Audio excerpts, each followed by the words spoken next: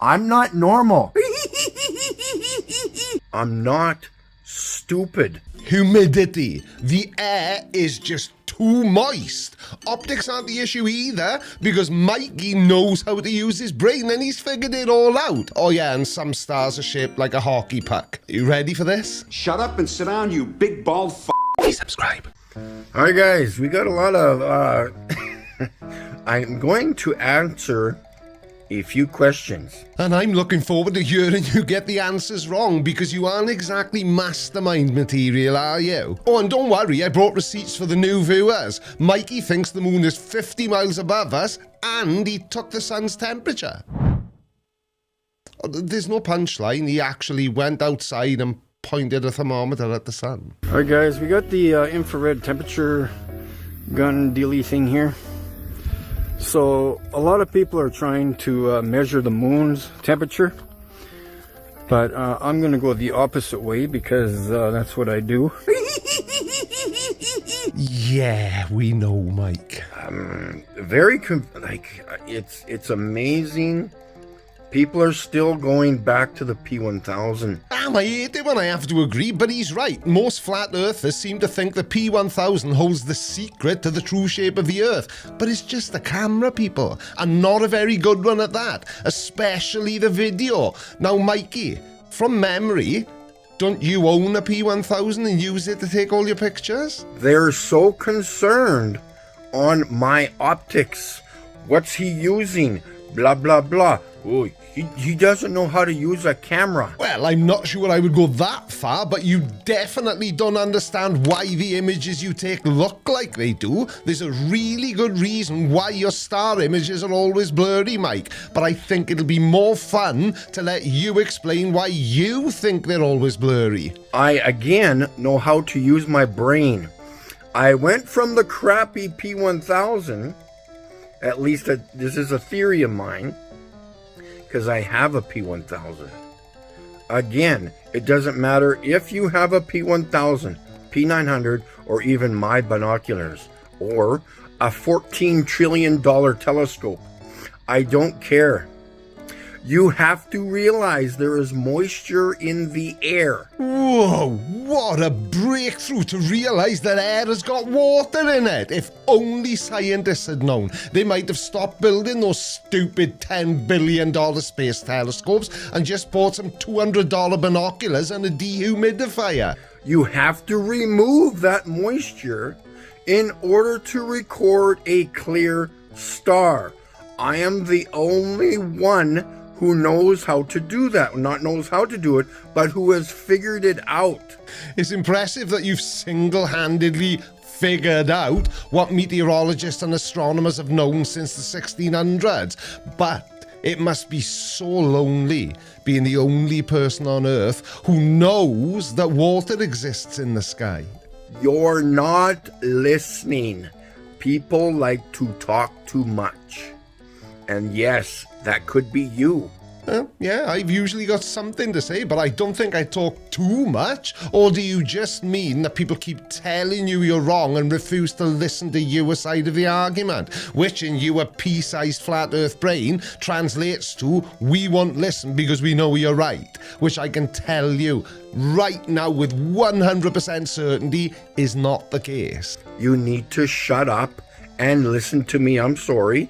But that's the only way you're going to learn. Then what, though? That flat earthers are wrong? We already know. Or is it that you don't have a Scooby-Doo what you're talking about 99% of the time? Because we know that as well.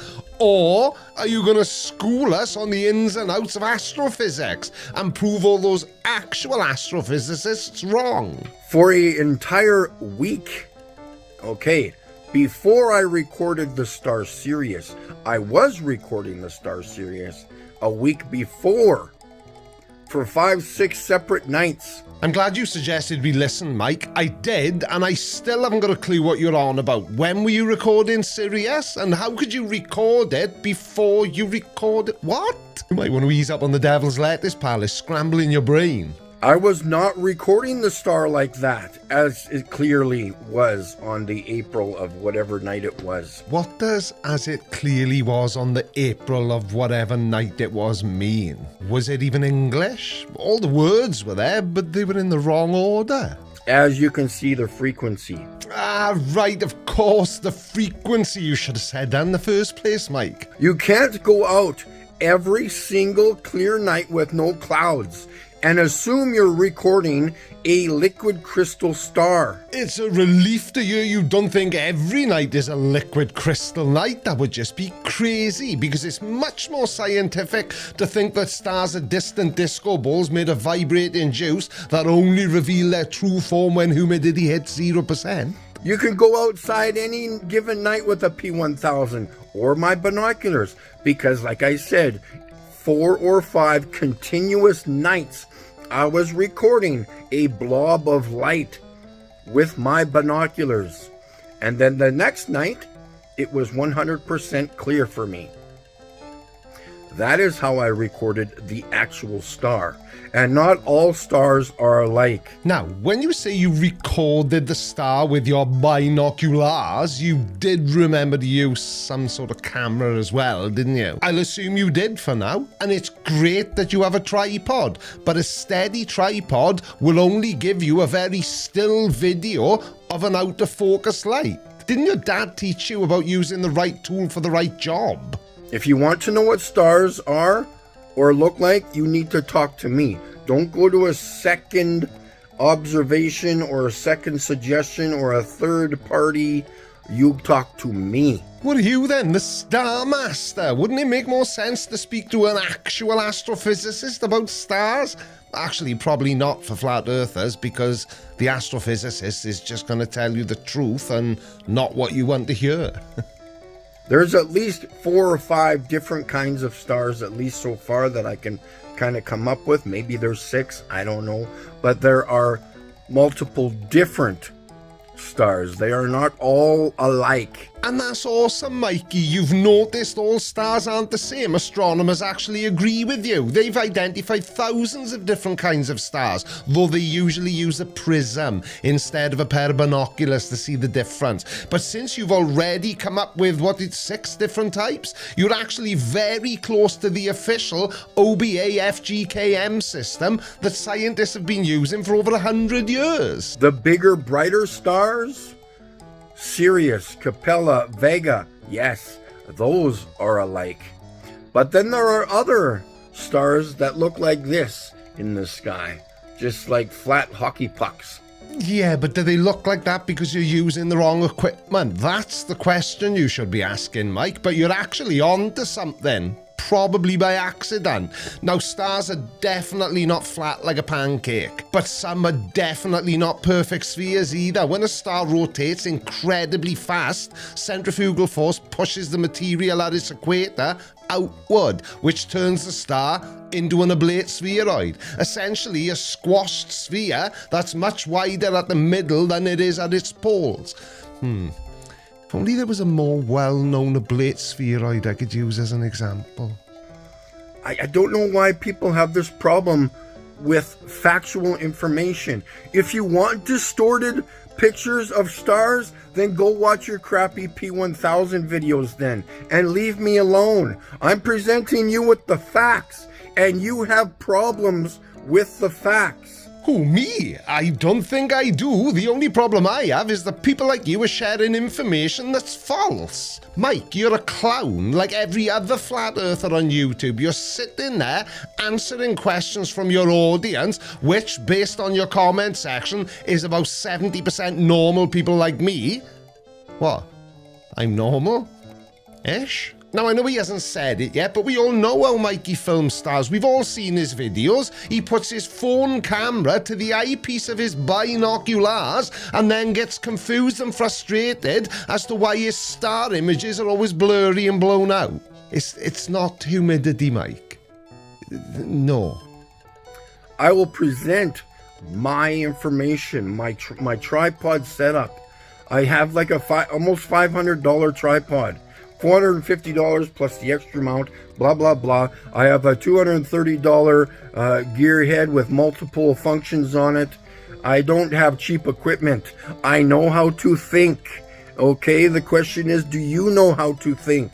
And we're all really happy for you and your tripod, but it doesn't change the fact that you're an idiot. You could have paid $50,000 for the tripod, but it still wouldn't make a difference. You'd still be wrong. Your star pictures are always blurry because you don't have the right equipment to take them. Now, this is how you take a picture of a star.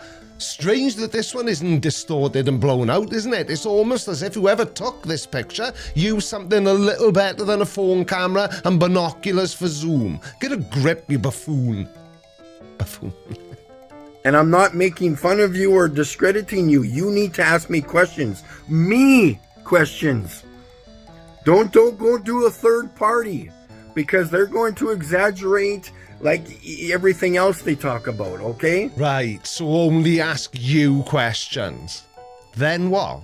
Are we just meant to trust that you're right because you say you are and you think you can back it up with a few blurry photographs? Yeah, I can't see that happening, Mike. You couldn't back up a phone, you cunt. Or should I talk with a monotone, like I don't give a flying fuck?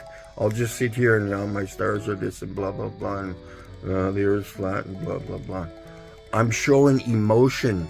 Okay? Is that a problem for you folks? No, not at all. But I will say this for you. What you lack in knowledge, you certainly make up for in enthusiasm, which is refreshing from a flat earther. I don't know what to say to you guys. But I need to go live again on Ironworks. We need to go through the whole system here. We need to explain it. I don't care if we're talking about stars for the next 25,000 streams. People are not getting it. What? You mean people don't understand the duff information you share in your videos? Well, I never. And the people need to ask me the questions, okay? If we're on a live stream with Ironworks, wonderful. But you need to ask me the questions, okay?